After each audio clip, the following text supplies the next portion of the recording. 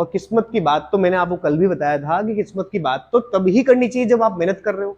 आप मेहनत नहीं कर रहे हो और पढ़े हो आराम से और कहो कि यार मेरा तो कुछ हो नहीं रहा है, तो उसका कोई फायदा नहीं है। किस्मत की बात उसी इंसान को करनी चाहिए जो मेहनत करता है, जो पढ़ा रहता है इधर उधर। हेलो बच्चों, तो अपन आज करने जा रहे हैं बच्चों सर्कल के मोस्ट आस्क्ड क्वेश्चन, जो जेईई में सबसे ज्यादा क्वेश्चन पूछे जाते हैं वो अपन करने जा रहे हैं। ठीक है ठीक है, तो सबसे पहले हम हमारे यूट्यूब चैनल के बारे में बता दें। जहां आप ये वीडियो देख रहे हो, ये हमारा यूट्यूब चैनल है बच्चों, MJEEM। आप इसको यूट्यूब पे सर्च करेंगे सबसे ऊपर मिल जाएगा। ठीक है ना। अगर आपको हमारा वीडियो अच्छा लगता है तो उसको लाइक करिए। ठीक है, कमेंट करके बताइए कोई डाउट है तो, किस चैप्टर पर या किस टॉपिक पर आप वीडियो चाहते हैं। शेयर करिए बच्चों के साथ, जो बच्चे आपके साथ पढ़ाई कर रहे हैं, जेईई की तैयारी कर रहे हैं, मैथमेटिक्स में प्रॉब्लम है, उन तक शेयर कीजिए। और हमारे चैनल को सब्सक्राइब कर लीजिए और बेल आइकन भी दबा दीजिए, ताकि आपको हर वीडियो आने वाला हमारा मिल जाएगा। ठीक है, आगे चलते हैं। मैं आपको बताता हूँ यूट्यूब पे हमारी कौन कौन सी प्लेलिस्ट है जो आपके काम आ सकती है जेईई की तैयारी में। सबसे पहले मोस्ट आस्क्ड क्वेश्चन, जो भी एक चैप्टर अपन अपन आज करने जा रहे हैं सर्कल का, इस तरह के सारे चैप्टर्स के आपको यहाँ वीडियो मिल जाएंगे। ठीक है ना। अभी तो यहाँ पे अपडेट, यहाँ पे फोटो में अपडेट नहीं किया, लेकिन वहां तो 15-16 चैप्टर हो चुके हैं। ठीक है, तो सबसे ज्यादा जो क्वेश्चन पूछे आते हैं उन्हीं के बारे में मैं आपको यहाँ बताता हूँ हमेशा। Most important and hard topic, her chapter का एक टॉपिक ऐसा होता है जिससे जेईई में सबसे ज्यादा क्वेश्चन आते हैं और जिसमें प्रॉब्लम आ जाती है बच्चों को। ठीक है, समझने में। तो उस टॉपिक को ले रहा हूँ और मैं पूरा एक्सप्लेन कर रहा हूँ। ठीक है, मोटिवेशनल वीडियो मिल जाएंगे आपको यहाँ पर। ठीक है ना, शॉर्ट्स वीडियो जो होते हैं 59 सेकंड्स के। क्रैश कोर्स की वीडियो मिल जाएंगे, मैथमेटिक्स के हर चैप्टर के क्रैश कोर्स की वीडियो आपको यहाँ मिल जाएंगे आसानी से। ठीक है, इसके अलावा आपको शॉर्ट ट्रिक वीडियो मिल जाएंगे मैथमेटिक्स के हर चैप्टर के। ठीक है, ये बेनिफिट आपको यहाँ पर मिल जाएगा। चलिए, तो अब अपन पहला क्वेश्चन करने जा रहे हैं। ये क्वेश्चन आया था बच्चों 2019 में, 9 जनवरी शिफ्ट 2 में। क्या था क्वेश्चन, देखिए। दो सर्कल की इक्वेशन दे रखी है और वो कह रहा है कि ये दोनों इंटरसेक्ट कर रहे हैं 2 पॉइंट्स पर। ठीक है, ओके।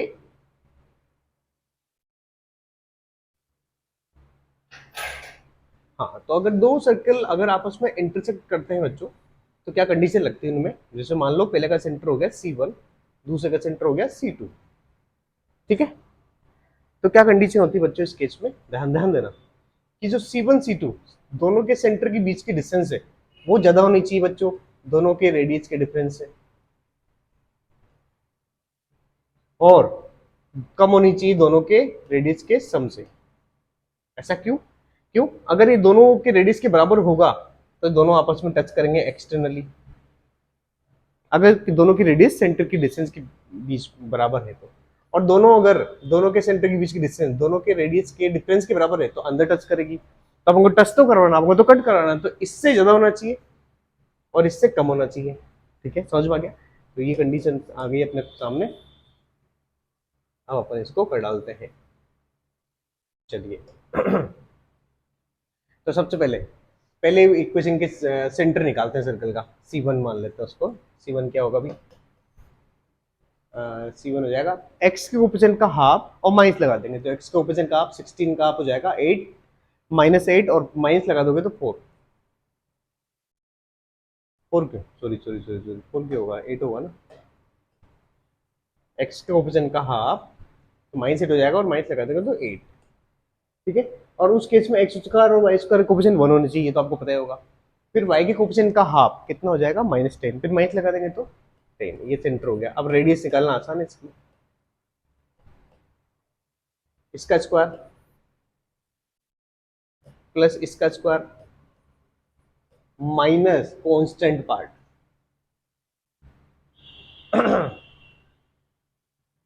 ये तो 0 हो जाएगा। 6400 और इसमें से 164 हटा दोगे, चलो बहुत अच्छी बात है। ये तो पूरा खत्म हो गया, तो रेडियस से पहले वाले की 0 आ गई, मतलब वो पॉइंट सर्कल है। ठीक है, चलो ठीक है। दूसरा सर्कल का सेंटर निकालते हैं। तो सेंटर दिख रहा है आपको आराम से यहाँ से 4,7 डायरेक्ट दिख रहा है ना। जो सब्ट्रैक्ट होता है वही होता है सेंटर। और रेडियस भी डायरेक्ट दिख रही है। R2 हो जाएगा अपना, रेडियस हो जाएगी R का स्क्वायर है ये, तो 6 का स्क्वायर 36 है ना, तो ये 6 हो गया। ठीक है, हाँ कि ना। तो अब अपन इसको जो कंडीशन मानी है अपन ने उस पर रख देते हैं। ठीक है। तो दोनों का डिफरेंस, ये 0 है, ये 6 है, दोनों के डिफरेंस का मोड लोगे तो कितना आ जाएगा, 6 आ जाएगा। ठीक है, यहाँ रख दिया अपन ने। दोनों के सेंटर की बीच की डिस्टेंस,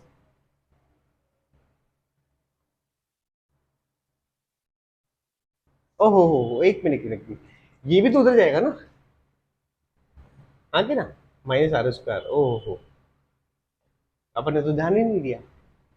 समझ पा रहा है, अपन ने ध्यान नहीं दिया क्योंकि रेडियस तो ये 0 नहीं आ रही है ना, तो अभी देखा मैंने। तो यहाँ पर ये भी तो है कांस्टेंट, ये भी तो उधर जाएगा, तो कांस्टेंट पार्ट ये होगा पूरा। तो माइनस करोगे तो ये कट जाएगा, रूट के अंदर आर स्क्वायर बचेगा। आर स्क्वायर की वैल्यू होती है बच्चों, स्क्वायर रूट लोगे तो आर, मतलब पहले वाली की रेडियस आ गई आर है ना, स्मॉल आर है। ठीक है, समझ में आ रहा है। तो आ जाओ, दोनों के सेंटर की, दोनों के इसका रेडियस का डिफरेंस कितना होगा, पहला तो होगा आर माइनस 6। ठीक है, दोनों के सेंटर की बीच की डिस्टेंस निकाल लेते हैं। इक्वल टू कहाँ से आ गया, इक्वल टू नहीं आता ना, x2 माइनस x1, 8 माइनस 4 का इसका मतलब 4 का इसका मतलब 16, plus y2 minus y1, 10 minus 7 का होल इसका मतलब 3 का इसका मतलब 9। ये कम होगा, इससे कम होगा बच्चों, दोनों के डिफरेंस है, तो दोनों का डिफरेंस एडिशन है r प्लस 6। ठीक है, तो अगर आप ढंग से देखो तो ये r माइनस 6 आ गया बच्चों, ये हो जाएगा √25, मतलब 5 होता है। तो डबल इनक्लूडिज है बच्चों, ये तो सबसे पहले इस पार्ट को सोल्व करते हैं। डबल इनक्लूडिज कैसे करते हैं बच्चों, पहले इस पार्ट को सोल्व कर लो। ठीक है, तो कितना हो जाएगा, मोड लेना चाहिए वैसे, यहाँ पर अपन को मोड था यहाँ पर, है ना। पहले तो अपन पॉजिटिव ओपन करके देख लेते हैं। तो यहाँ से आर की वैल्यू आ रही है 11 से छोटी। ठीक है, फिर इसको सोल्व करते हैं, तो कितना हो जाएगा बच्चों, आर प्लस 6 ग्रेटर देन 5। तो यहाँ से 6 को तो भेजोगे तो आर की वैल्यू जाएगी -1 से बड़ी। ठीक है, तो यहाँ पर अपन को पता लग रहा है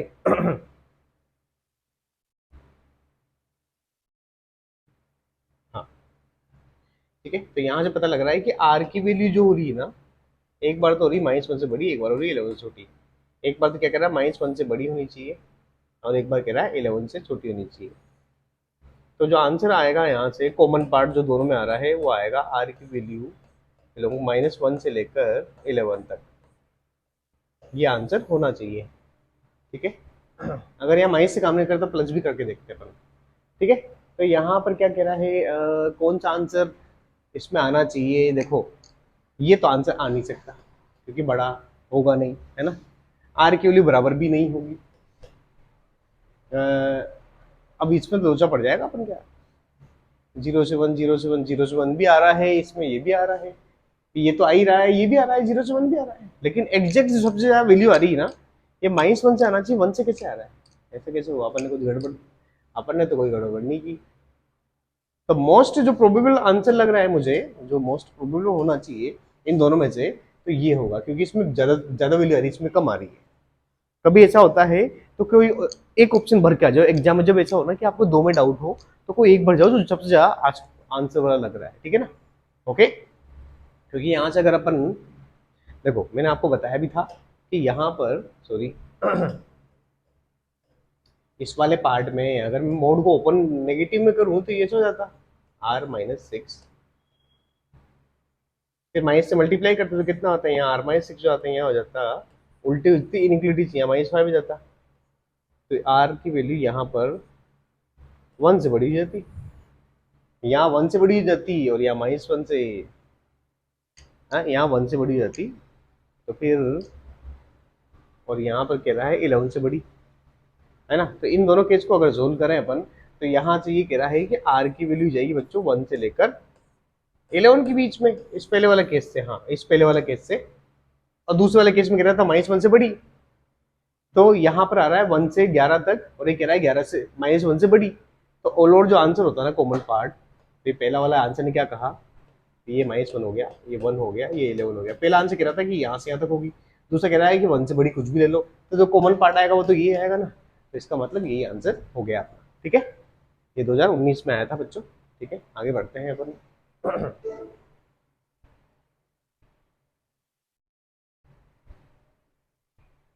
ठीक है, तो अगले क्वेश्चन की तरफ चला जाए। अगले क्वेश्चन की तरफ चलते हैं। ठीक है, अब अपन सेकंड वाला क्वेश्चन करते हैं। सेकंड वाला क्वेश्चन आया था बच्चों 2020 में, आया था 4 सितंबर शिफ्ट 2 में। ठीक है, तो यहां क्या बोला गया है, the circle passing through the intersection of the two circle. क्या कह रहा है वो, एक सर्कल है जो इन दोनों सर्कल के इंटरसेक्शन से गुजर रहा है और उसका सेंटर किस पर लाई कर रहा है, इस पर लाई कर रहा है। ठीक है ना, तो ये करके अपन इक्वेशन निकाल लेंगे। फिर वो कह रहा है कि वो किस पॉइंट से गुजर रहा है, सर्कल की इक्वेशन निकालनी है और फिर वो पूछ रहा है किस पॉइंट से गुजर रहा है। मतलब थोड़ा लंबा हो जाएगा क्वेश्चन। ठीक है, करते हैं अपन। तो देखो, मान लो ये दो सर्कल दे रखे हैं अपन को, इनके इंटरसेक्शन से गुजरने वाला सर्कल, मतलब इन दोनों पॉइंट से गुजरने वाला सर्कल ही वो सर्कल होगा जिसकी इक्वेशन निकालनी है अपन को। हाँ कि ना, तो पहले सर्कल की इक्वेशन तो दे रखी है बच्चों अपन को ये वाली, दूसरी की दे रखी ये। तो दो सर्कल के इंटरसेक्शन से गुजरने वाले सर्कल की में क्या करते हैं बच्चों, दोनों सर्कल की इक्वेशन के बीच में लेमडा लगाते हैं। जैसे मान लो ये अगर S1 होता, S1 इक्वल टू 0, ये होता S2 इक्वल टू 0, तो इक्वेशन ऑफ सर्कल जो इन दोनों के इंटरसेक्शन से गुजर रहा है उसकी इक्वेशन होती है बच्चों direct S1 plus lambda S2 equal to 0। तो दोनों इक्वेशन के बीच में लेमडा लगा दो, कितना बच जाएगा बच्चों, x square plus y square minus 6x plus lambda x square plus y square minus 4y। Equation 1 आ गई। लेमडा वैल्यू चाहिए अपन को। अब यहां से इसको थोड़ा सोल्व कर लेते हैं। एक्स स्क्वायर का कोफिशिएंट आ जाएगा बच्चों, यहाँ से 1 आएगा, यहाँ से lambda 1 plus lambda. Y square का कोफिशिएंट आएगा बच्चों, यहाँ से 1 आएगा, यहाँ से आएगा लेमडा। एक्स का कोफिशिएंट तो सॉरी एक्स का कोफिशिएंट तो -6x आएगा, y का आएगा 4 लेमडा y। ठीक है, और कांस्टेंट पार्ट तो इसमें है ही नहीं, इक्वल टू 0। अब इस सर्कल का सेंटर निकालने के लिए पहले आप x का x लेमडा प्लस 1 से डिवाइड कर दो पूरी इक्वेशन को, क्योंकि सेंटर सर्कल का तभी निकलता है जब एक्स स्क्वायर और वाई स्क्वायर कोफिशिएंट क्या हो, 1 हो। तो लेमडा प्लस 1 से डिवाइड कर दिया, यहाँ बच जाएगा 6 lambda plus 1 into x, 4 lambda plus 1 y lambda y sorry equal to 0। ठीक है, तो अगर सेंटर निकालना हो सर्कल का, उस सर्कल का सेंटर निकालना पड़ेगा ना, क्योंकि सेंटर इस पर लाई करता है। तो सेंटर निकालना होगा तो सर्कल का क्या करना पड़ेगा बच्चों, पहले तो एक्स के कोफिशिएंट का हाफ करोगे। एक्स के कोफिशिएंट का हाफ कितना हो जाएगा, यहाँ 6 की जगह 3 आ जाएगा और बाकी नीचे ही आ जाएगा, और माइनस लगा देंगे तो कितना बच जाएगा बच्चों, 3 अपॉन लेमडा प्लस 1। ऐसे ही वाई के कोफिशिएंट का हाफ कर दोगे, 4 का हाफ क्या होगा बच्चों, 2 होगा, और माइनस तो लगा हुआ ही था, तो एक माइनस से मल्टीप्लाई भी करेंगे तो ये हो जाएगा 2 अपॉन लेमडा प्लस 1। ये सेंटर आ चुका है सर्कल का। ठीक है, आगे ना, अब अपन को क्या करना है, वो किस लाइन पे लाई करेगा, वो इस लाइन पे लाई करेगा, इस लाइन पर। ठीक है, किस लाइन पे बच्चों लिख देता हूँ, 2x minus 3y plus 2l equal to 0। तो जहां भी x आ रहा है ये रख दो, y आ रहा है ये रख दो, क्योंकि सर्कल का सेंटर इस लाइन पे लाई करता है तो उसको सेटिस्फाई करेगा। तो कितना हो जाएगा, 2 3 upon lambda plus 1 minus 3 2 upon lambda plus 1 plus 12 equal to 0। Lambda plus 1 से मल्टीप्लाई कर दो पूरी इक्वेशन को, तो यहाँ बच जाएगा 6, यहाँ बच जाएगा -6, यहाँ बच जाएगा 12 इंटू लेमडा प्लस 1। ठीक है, तो ये कट जाएगा आपस में। ठीक है, तो यहाँ से तो अगर ये 0 हो जाएगा फिर तो पूरा, तो लेमडा की वैल्यू -1 आ जाएगी। लेमडा की वैल्यू क्या आ जाएगी बच्चों, -1। तो लेमडा की वैल्यू -1 इक्वेशन 1 में रख दो, इक्वेशन 1 में रख दो तो अपन को मिलेगा, रख दीजिए डायरेक्ट, है ना, तो ये हो जाएगा एक्स स्क्वायर हो जाएगा 2x square 2y square minus 6x। ओहो हो, एक मिनट, ऐसे कैसे -1 कैसे आ सकता है, -1 आ जाएगा तो ये सब कट जाएंगे, ऐसे कैसे, क्या गड़बड़ कर दी अपन ने। अच्छा, एक्स के लिए तो लेमडा के लिए तो -1 हो भी नहीं सकती ना, क्या हो रहा है, कुछ कुछ गड़बड़ होगी बच्चों, कुछ भयंकर गड़बड़ हुई है यहाँ पर। देखो इसको मैं दोबारा कोशिश करता हूँ और देखता हूँ मेरी क्या गलती हुई इसमें।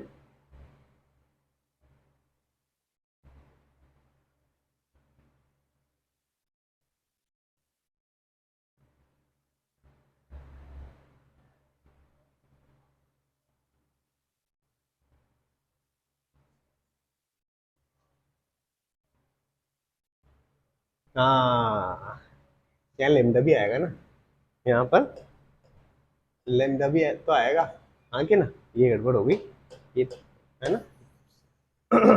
इसकी वजह से आंसर कैसे आता फिर, हाँ कि ना। कोई नहीं, दोबारा सोल्व कर लेंगे।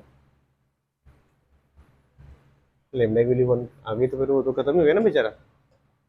चलिए, तो अपन इसको कहाँ रखते थे, 2x - 3y plus 12 equal to 0। तो x की जगह तो ये रख दो, कितना बच जाएगा 6 लेमडा प्लस 1। यहाँ पर y की जगह रख दोगे तो 6 लेमडा अपॉन लेमडा प्लस 1 आएगा। ठीक है, ये गड़बड़ हो गई थी अपन से, प्लस 12। अभी वही लेमडा प्लस 1 से मल्टीप्लाई कर दोगे तीनों को तो यहाँ बचेगा 6 - 6 लेमडा, यहाँ बच जाएगा 12 लेमडा प्लस 1।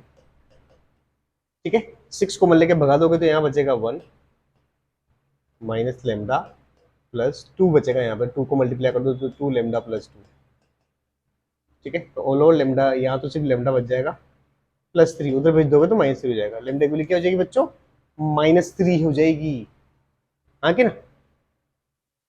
अब आराम से कर सकते हो, लेमडा की वैल्यू इक्वेशन 1 में रख दो, तो -3 रखने पर अब हो जाएगा। -3 रखने पर देखो, ये 1, ये -3 तो ऑल हो जाएगा -2x², ऐसे -2y² हो जाएगा, -6x, ये -3 इससे मल्टीप्लाई होगा तो -3 और -4 हो जाएगा 12।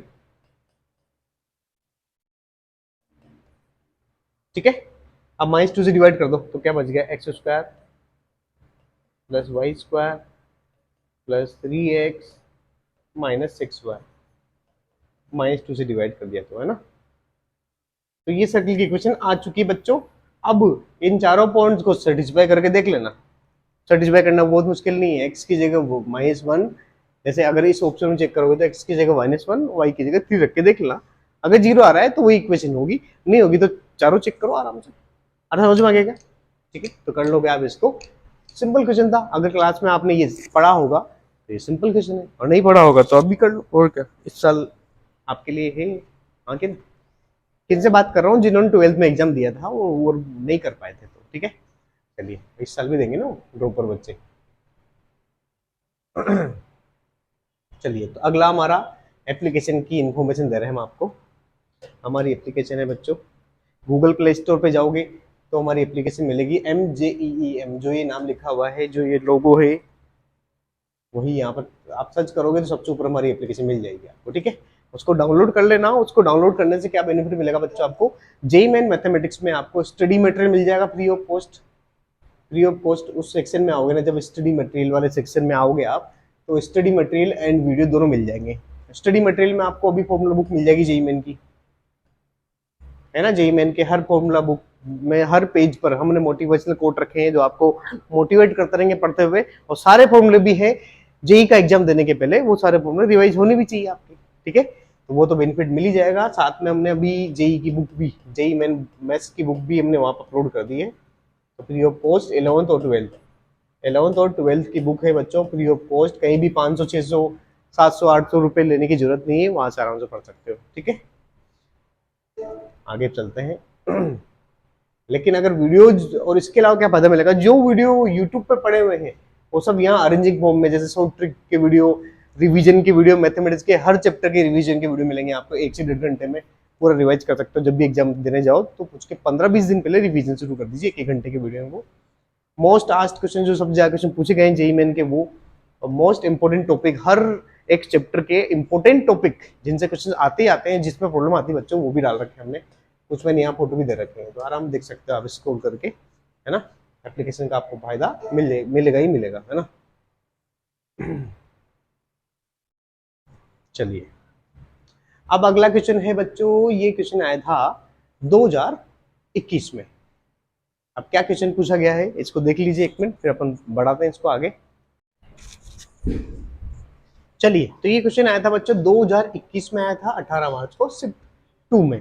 तो क्या पूछ रहा है वो, दो सर्कल की क्वेश्चन दे रखी है, then the locus of the centre of the variable circle. वो आपको लोकस पूछ रहा है एक वेरिएबल सर्कल का जिसका सेंटर वेरिएबल हो, सॉरी, जो टच कर रहा है S1 को तो इंटरनली अंदर की तरफ, और S2 को कर रहा है एक्सटर्नली, ऑलवेज पासेस थ्रू, मतलब उस सर्कल की इक्वेशन निकालनी है पिछले वाले इक्वेशन की तरह ही है। तो उसके बाद आपको सेटिस्फाई करा के देखने हैं चारों पॉइंट, तो सेटिस्फाई कराने में तो ज्यादा टाइम लगता नहीं, इक्वेशन निकालनी है मतलब वो लोग। ऐसा वो एग्जामिनर आजकल ऐसा इसलिए करते हैं क्योंकि बच्चे क्या है कि क्वेश्चन को सोल्व करते नहीं, अगर इक्वेशन दे दें सर्कल की तो वो क्या करते हैं, कोई ना कोई पॉइंट रख के सेटिस्फाई कर देते हैं। हाँ कि ना, स्पीडली हम भी बताते हैं आपको भाई इस तरह क्वेश्चन आते हैं, इसीलिए उन्होंने बचने के लिए यदि आप तो इक्वेशन निकालने भी ना काम ही नहीं होगा। हाँ कि ना, इसमें भी जुगाड़ निकाल लेते हैं लोग बहुत सारे, है कि नहीं। ओके चलो वो तो छोड़ते हैं अपन, अब आगे बढ़ते हैं अपन। वो कह रहा है कि ऐसे सर्कल की क्वेश्चन निकालो भाई जो एक सर्कल को तो बाहर से टच करे और दूसरे को अंदर से। अभी बताता हूँ क्या है मतलब उसका। एक सर्कल को तो अंदर की तरफ टच करे, इंटरनली कहा है ना, किस वाले को, S1 को, अगर ये S1 है तो इंटरनली टच कर रहा है, और दूसरे को एक्सटर्नली टच करे अगर ये S2 है तो, और ये S हो गया सर्कल। एस सर्कल जिसको जो क्या कर रहा है, S1 को तो इंटरनली टच करे और S2 को एक्सटर्नली टच करे, ठीक है दोनों को समझ में आ गया। उसके सेंटर का लोकस निकालना है, तो उसका सेंटर मैंने क्या मान लिया बच्चों, सेंटर में क्या मान लूंगा, P मान लूंगा, H को मान के जिसका लोकस निकालना है। ठीक है समझ में आ रहा है। तो मुझे बताइए इस पहले वाले का सेंटर को मैं C1 कहता हूँ, क्या है C1, पहले वाले का सेंटर हो गया 0,0, और रेडियस को अगर मैं स्मॉल r1 कहूँ तो रेडियस तो 9 स्क्वायर मतलब 3 का स्क्वायर है ना। दूसरे वाले के सेंटर को अगर C2 कहूँ तो उसका सेंटर हो जाएगा बच्चों C2 2,0, और रेडियस हो जाएगी बच्चों R2, वो हो जाएगी 1 का स्क्वायर मतलब 1 ही हो गया। ठीक है, तो पहले के हिसाब से अगर मैं इसको पहला केस मानूं और इसको सेकंड केस मानो, तो फर्स्ट वाला क्या कहना चाह रहा है, फर्स्ट वाला ये कहना चाह रहा है कि अगर दोनों इंटरनली टच करते हैं ना बच्चों, तो क्या होता है बच्चों, दोनों के सेंटर के बीच की distance, sorry sorry sorry sorry, उसके सेंटर को अपने क्या मान लिया, P मान लिया ना। ठीक है, तो पहले का सेंटर C1P, इसकी डिस्टेंस किसके डिफरेंस के बराबर होनी चाहिए, दोनों के रेडियस के डिफरेंस के बराबर होनी चाहिए। तो मान लो अगर इसकी रेडियस दे रखी है, इसकी रेडियस मैं मान लेता हूँ R ही मान लेता हूँ, तो दोनों के डिफरेंस मतलब R-3 के बराबर होनी चाहिए। तो दोनों के सेंटर की डिस्टेंस निकाल लो भाई, सेंटर के बीच की डिस्टेंस निकालनी आती है अपन को, क्या हो जाएगा बच्चों बताओ, x1 माइनस x2 का whole square plus y1 minus y2 का होल स्क्वायर, ये आ जाएगा है ना, इक्वल टू यहाँ तो R-3 आ ही गया है ना, होल स्क्वायर कर दीजिए तो बच जाएगा h square plus k square equal to R-3 का whole square, equation 1। Second case में क्या कह रहा है, अगर ऐसे टच करेगा एक्सटर्नली तो क्या हो जाएगा बच्चों, इसका सेंटर अगर P है तो क्या आ जाएगा C2P इक्वल टू दोनों की रेडियस के बराबर हो जाएगा, पहले की रेडियस R है दूसरे की रेडियस 1 है, सही बात है। तो दोनों की सेंटर की बीच की डिस्टेंस निकाल सकते हैं आराम से, वो हो जाएगी बच्चों इसका H कोमा के है ना, तो हो जाएगा H-2 का होल स्क्वायर प्लस K-0 का whole square equal to R+1। अगर होल स्क्वायर कर दोगे तो बच जाएगा H-2 का होल स्क्वायर प्लस के स्क्वायर इक्वल टू R+1 का होल स्क्वायर। हाँ कि ना, तो ये इक्वेशन तो आ चुकी है आराम से। अब आपको क्या निकालना है, दोनों कंडीशन आ चुकी है, बस अब क्या करना अपन को, H और K को हटा दो, और क्या, दोनों इक्वेशन निकाल के H और K को हटा दो। इन दोनों इक्वेशन में से देखो जो वेरिएबल पॉइंट दिख रहा है ना वो R दिख रहा है, इस R को कैसे ना कैसे करके घटा दो, है ना। और कैसे हटेगा, ए प्लस बी, रुकिए अब यहाँ के बाद क्या करोगे, रेडियस कैसे निकालोगे भाई,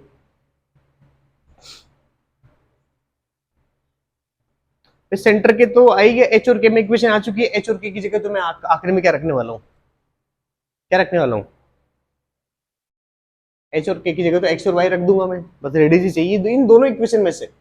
भाई आप अगर निकालना चाहो तो इक्वेशन 1 और 2 को सोल्व करके H और K को रिमूव करवा दो, रिमूव हो तो सकते हैं लेकिन वही स्क्वायर है तो कुछ ना कुछ बच ही जाएगा, और वो रिमूव करवा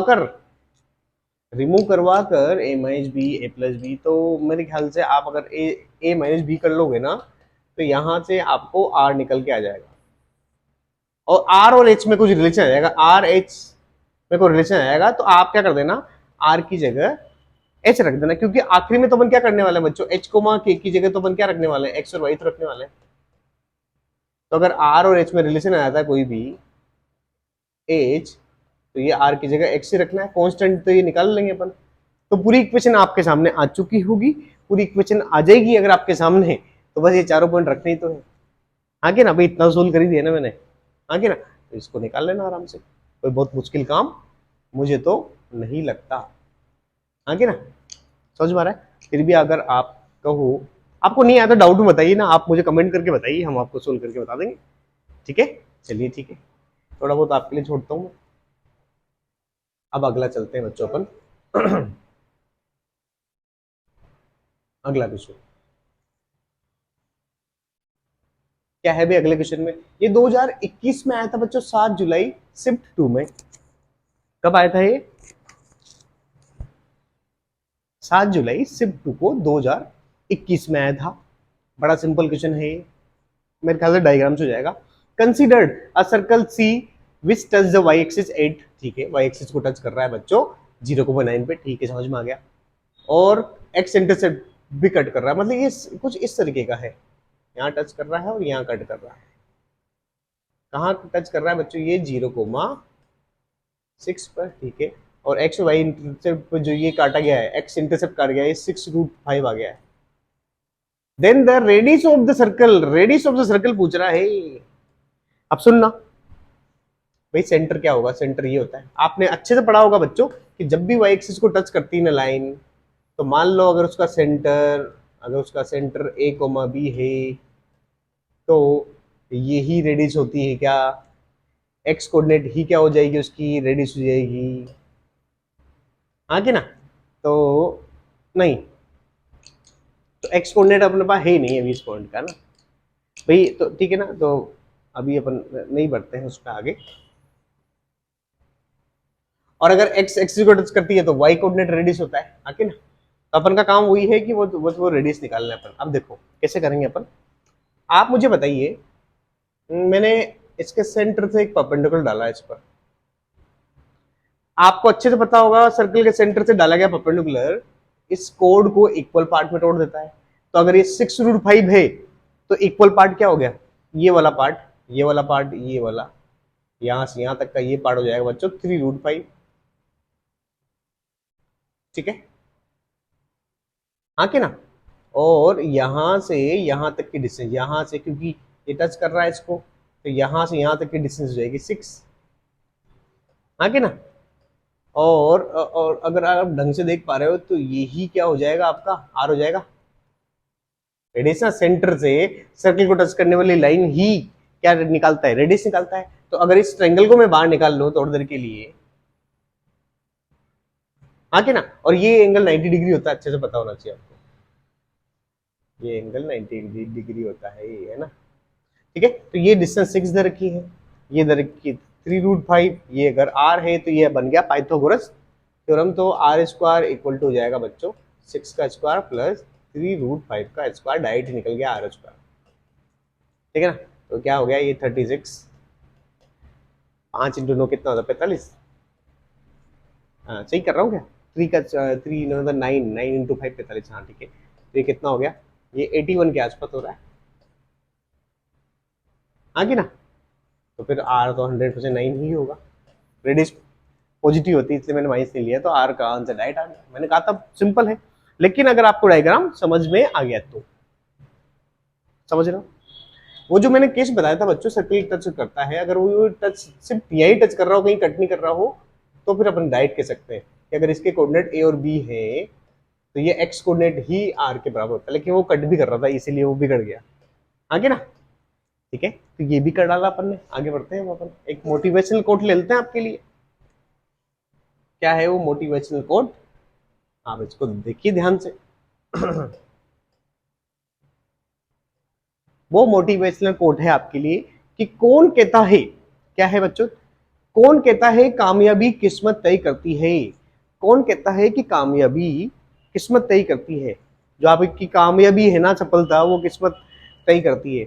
इरादों में दम हो तो मंजिल भी झुका करती है। अगर आपके इरादों में दम है, आप मेहनत करने के लिए लगे हुए हो, आपके इरादों में पूरा दम है कि मेरे को तो करके मानना है, न तो मेरे को हाथों की लकीर देखनी है, न सिर की लकीर देखनी है, न मुझे मेरा समय देखना है, मुझे कुछ नहीं देखना है, मुझे सिर्फ अपने कर्म में लगा रहना है।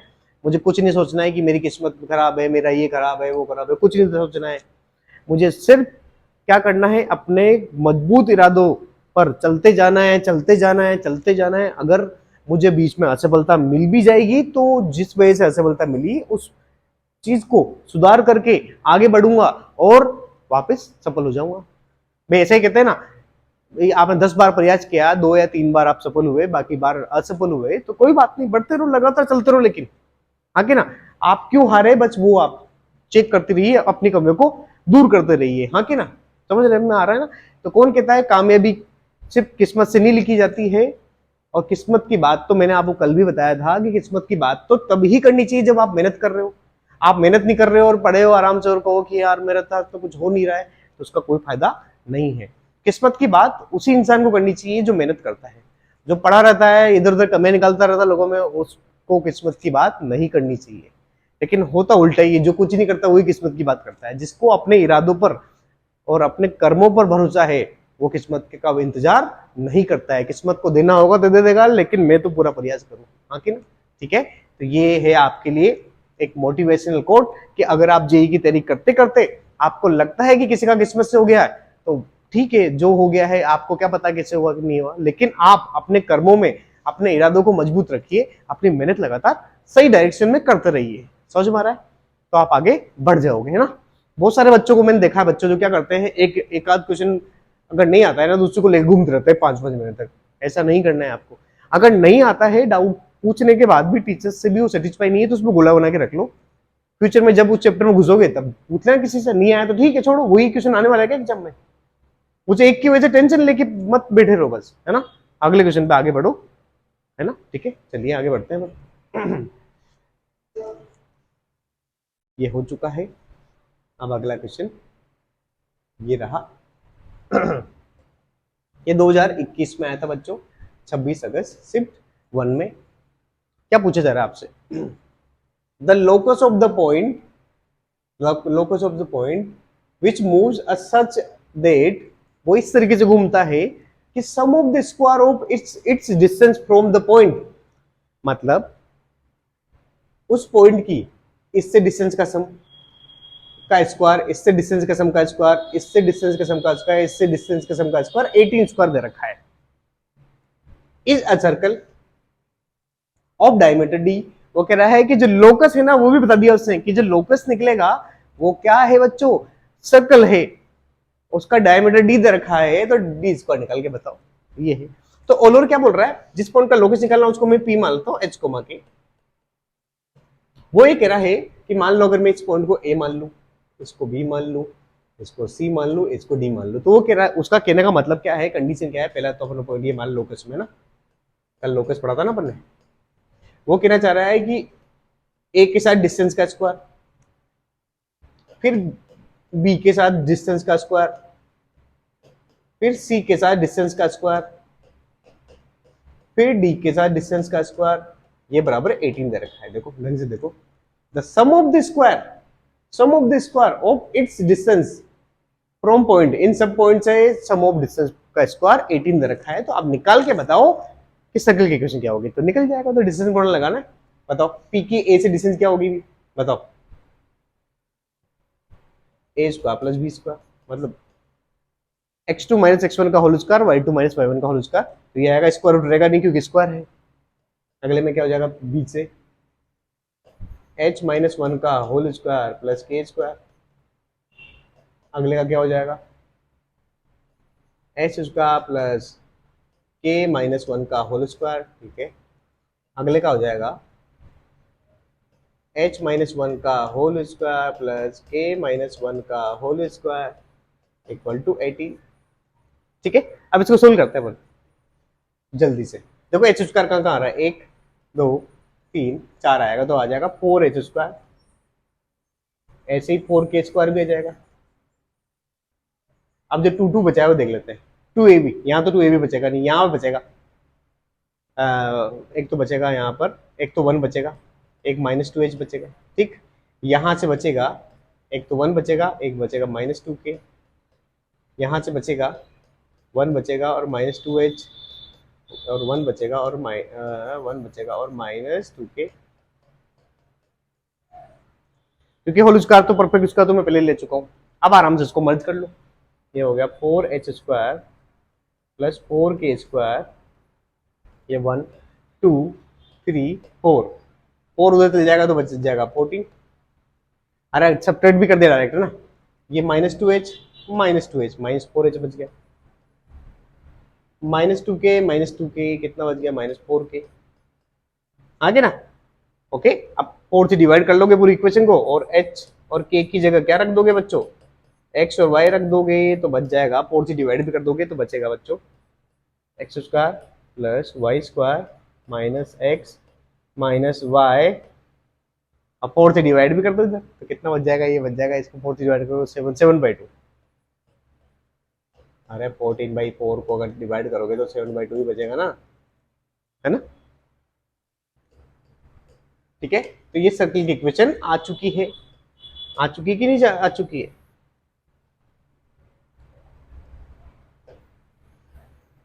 अब चुपचाप अपन को क्या करना है, चुपचाप से अपन क्या कर लेते हैं, अपन यहाँ रेडियस निकाल लेते हैं। तो सबसे पहले सेंटर निकालना पड़ेगा, सेंटर क्या होगा, एक्स के कोफिशिएंट का हाफ और माइनस लगा दो तो 1/2, वाई के कोफिशिएंट का हाफ और माइनस लगा दो, ठीक है।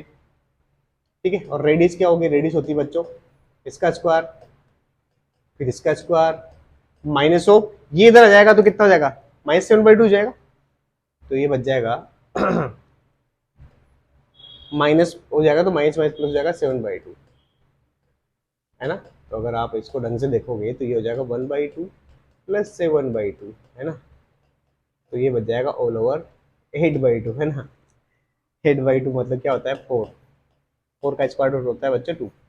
तो आंसर आ जाएगा, रेडियस कितनी आ गई, रेडियस आ गई अपनी इसकी 2 आ गई। तो डायमीटर क्या होगा, डायमीटर रेडियस का 2 गुना होता है, मतलब 4 हो जाएगा। और अपन तो 4 नहीं पूछ रहा है, डी स्क्वायर पूछ रहा है, तो 4 का स्क्वायर होता है 16, है ना। उससे ऐसे लोचा घुमा दिया, आप डी मत लिखे ना वहाँ, है ना। तो इसका आंसर हो जाएगा 16, आगे ना डी स्क्वायर पूछा है। ओके, तो ये इस तरीके से हो चुका है बच्चों, मोस्ट आस्क्ड क्वेश्चन अपन कर चुके हैं। अगर आपको वीडियो अच्छा लगे तो हमारे वीडियो को लाइक कीजिए, कमेंट करके बताइए कोई डाउट रहा हो तो, है ना। और किस टॉपिक पे आपको वीडियो बनाना है, किस चैप्टर पे चाहिए, किस चीज पर चाह रहा है, क्या कमियां हैं क्या अच्छा है, ये सब आप बताइए, है ना। कमेंट करके बताइए, लाइक करिए, अच्छा लगे तो शेयर कर दीजिए ज्यादा से ज्यादा बच्चों के साथ जो जेईई में मैथमेटिक्स में प्रॉब्लम फील करते हैं। ठीक है बच्चों, थैंक यू।